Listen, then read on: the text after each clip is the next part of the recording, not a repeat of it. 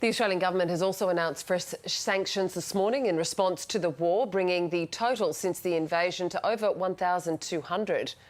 More than 6 million people have fled Ukraine and another 3.6 million people have been internally displaced. Dr. Olga Boichak is a Ukraine expert and senior lecturer in digital cultures at the University of Sydney and joins us now in the studio. Good morning. Good morning. Thanks for having me. I might begin with your reaction to this news that is unfolding really in real time across this morning. Yes, absolutely. Ukraine is facing critical ammunition shortages, and yes, these are the circumstances where Ukraine might not be able to keep up its air defense for much longer. At the same time, Russia is indiscriminately bombing Ukrainian cities, seemingly at random residential areas. And yes, this is the time when there are a lot of innovations happening within Ukraine and as well as outside in the world. But the sanctions are definitely a very welcome sign. And of course, with the sanctions, the hope is that they will move the dial, that they will have some sort of impact. Do you think that'll be the case? Unfortunately, some countries have found ways to circumvent them, and unfortunately, we're still seeing some equipment, part of the Russian military ammunition that is being fired upon Ukraine that was manufactured and shouldn't have been transferred to Russia. So hopefully they will be more effective. Hopefully they will put a stop to Russia's capability to produce ammunition at such a scale and to continue its attacks.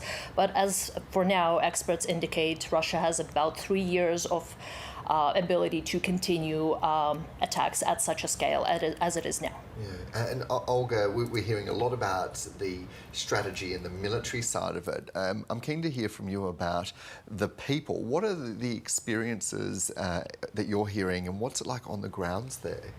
Well, I can, of course, I'm here, so I cannot speak for the people, but of course, with Russia significantly amping up its aerial attacks of Ukraine, in 2024, the frequency of the attacks and the types of ammunition that has been used to execute those attacks has intensified significantly as compared to the previous year.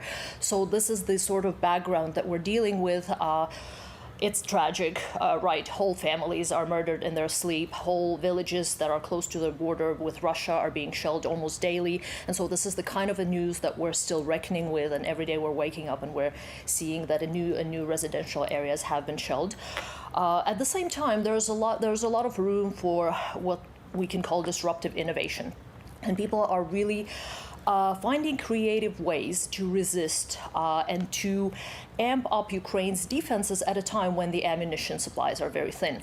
And so one of those disruptive technologies is, of course, has been drones. And there's a multitude of drones now. We can talk about the off-the-shelf consumer drones. We can talk about FPV drones. We can talk about also Ukraine developing its sovereign capabilities in terms of drones. Ukraine has recently announced the launch of the drone forces, which is an innovation in the military and how the war is conducted overall. It's probably unprecedented what is happening there.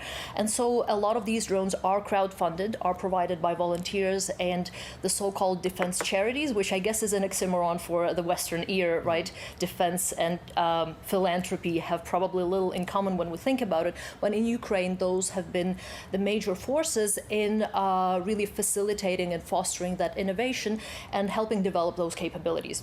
There's a lot of creativity happening around those drones.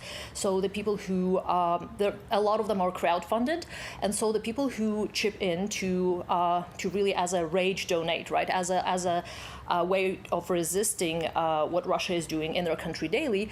They also have a lot of say in, for example, how those drones are going to be named. And so there are a lot of the public input. This is a truly participative war in that aspect that a lot of the people have a direct stake. They feel the relationship between what they're doing, their donations, and how Ukraine is able to defend them. And that's a relationship that's completely evolving. And there's new and new creative ways to raise those funds and to supplement those capabilities. Now with drones, it's also a relatively inexpensive technology that is able to effectively take out very expensive military machinery on part of Russia.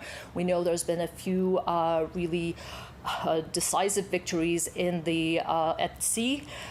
Given that Ukraine doesn't have its navy, the drones were able to take out a few significant vessels owned by the Russian army, and that also has enabled Ukraine to continue some of its maritime exports and things like that. And so drones are really making this significant differences. This is a technology that has changed how we see the war, how we're fighting the war, and in these circumstances, they are really significant. Yeah, and look, just finally, you've spoken about this term and written about it, executed renaissance. Can you give us a sense of what that is and what does that mean? Executed Renaissance, it was a moment in history of Ukraine in the 1920s and 30s when a whole generation, and we're talking 30,000 people, public intellectuals, creatives, people from theater, cinematographers, writers, had been disappeared, executed, tortured by the Stalin regime. And so a few years ago, at the start of the war, Ukrainian writer Victoria Amelina made this reference that it feels like being within the sort of part 2 of Executed Renaissance. And her death actually marked a turning point as well in a whole generation of Ukrainian creatives now, of public intellectuals, of artists, of writers, realizing that this is another wave. And so these are the people who can make sense of the social reality, who can provide a commentary on what's happening on the ground, who can witness war crimes. And so they are the ones who are being exterminated. And it's tragic that Ukraine is losing a whole generation of really talented people. That also serves to relegate a lot of its art, a lot of its history, its culture to obsolescence, and then helps Putin make an argument that there was never a Ukraine to begin with. It's chilling. Dr. Olga Boichak, a Ukraine expert, senior lecturer in digital cultures at the University of Sydney. Thank you for your time this morning. Appreciate it.